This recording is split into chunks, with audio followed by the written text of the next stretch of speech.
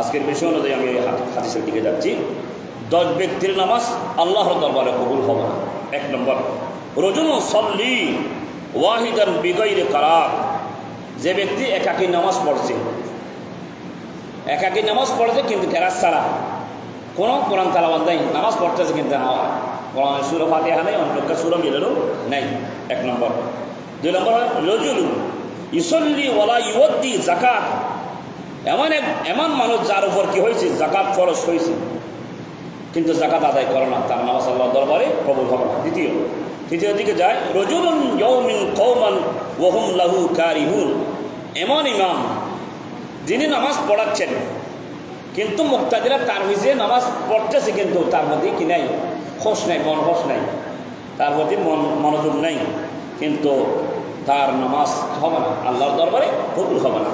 রজুলুন মামলুকুন আবদ, এমন গোলাম যে তার মালিক থেকে পালিয়ে এসেছে, গোলাম আগে গোলাম ছিল, তো মালিক থেকে যখন পালিয়ে যায় যে নামাজ পড়তেছে, নামাজ বাদ দেয়নি, কেন আকিমুস সালাত, আল্লাহ নামাজ পড়তে বলেছে, তো বলতেছেন আমার রাসূল ওই গোলামের নামাজ আল্লাহর দরবারে কবুল হবে না।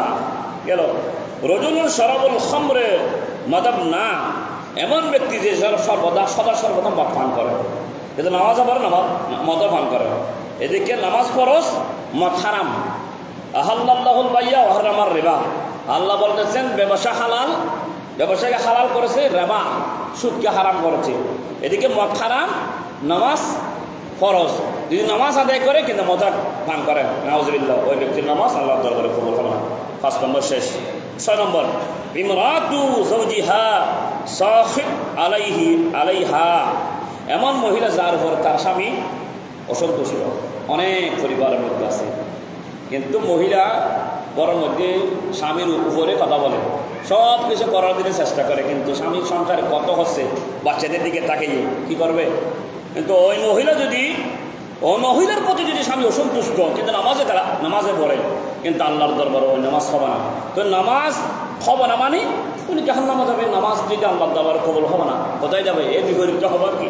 আল্লাহ বলতে বিধান করে, ইমরাতু সাল্লাত বিগাইরি হিমার, এমন মহিলা যে নামাজ পড়ছে ওন্না ছাড়া, আশা কিনে বর্তমান সময় 17 টাকা না গায়ের উপর ওন্না দিয়েছে, কিন্তু ওন্না থেকে তার শরীরের পুরো অঙ্গ প্রত্যঙ্গ দেখা যাচ্ছে, আছে না?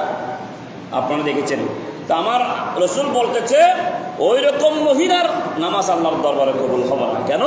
ওন্না পড়েছে, হিজাব পড়েছে, ওই রকম হিজাব যে হিজাব নিয়ে পুরো চেহারা দেখা যাচ্ছে, কিন্তু তার নামাজ পড়লো আল্লাহর দরবারে কবুল হবে না। 7 নম্বর পর্যন্ত শেষ।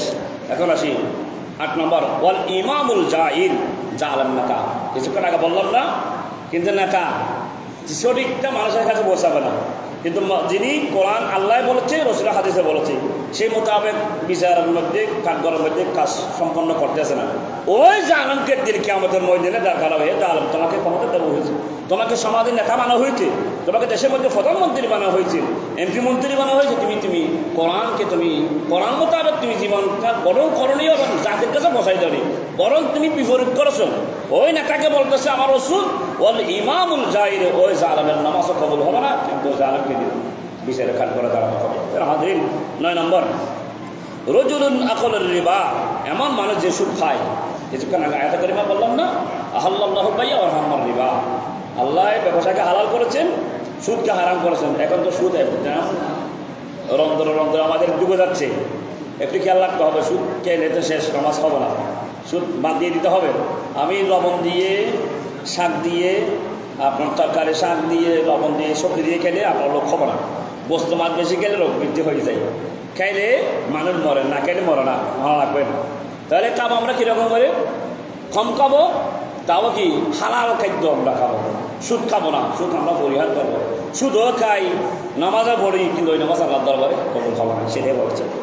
10 নম্বর, রজুলুন লা তানহিহু সালাতাহু আনিল ফাহশাই ওয়াল মুনকার, এমন ব্যক্তির নামাজ যার নামাজ তাকে অশ্লীল ও অপছন্দের কাজ থেকে বিরত রাখছে না। কেন? কারণ আল্লাহ বলেছেন ইন্নাস সালাতা তানহা আনিল ফাহশাই ওয়াল মুনকার, নামাজে মানুষকে, আল্লাহ বলতেছেন মানুষকে ফাহশা মন্দ কাজ থেকে নামাজের কারণে আল্লাহ বিরত রাখে, বাঁচাই রাখে। এদিকে আমার রাসূল বলতেছে কি মানুষকে অশ্লীল অপছন্দের কাছ থেকে বিরত রাখছে না। কেন? যে ব্যক্তি নামাজ আদায় করেছে কিন্তু যেগুলো আল্লাহর দরবারে পছন্দনীয়, আল্লাহ রসুলের দরবারে পছন্দনীয়, ফাহাসা কাজ, জবানকে হেফাজত করে না, খারাপ কাজ করতে থাকে নামাজের পরে, কিন্তু ওই নামাজ আল্লাহর দরবারে কবুল হবে না। আল্লাহ আমাদের কবুল। কিতাবের নাম মাকাশিফাতুল কুলুব, ইমাম গাজ্জালী রাদিয়াল্লাহু আনহু, যা ওই কিতাব থেকে নেওয়া হয়েছে।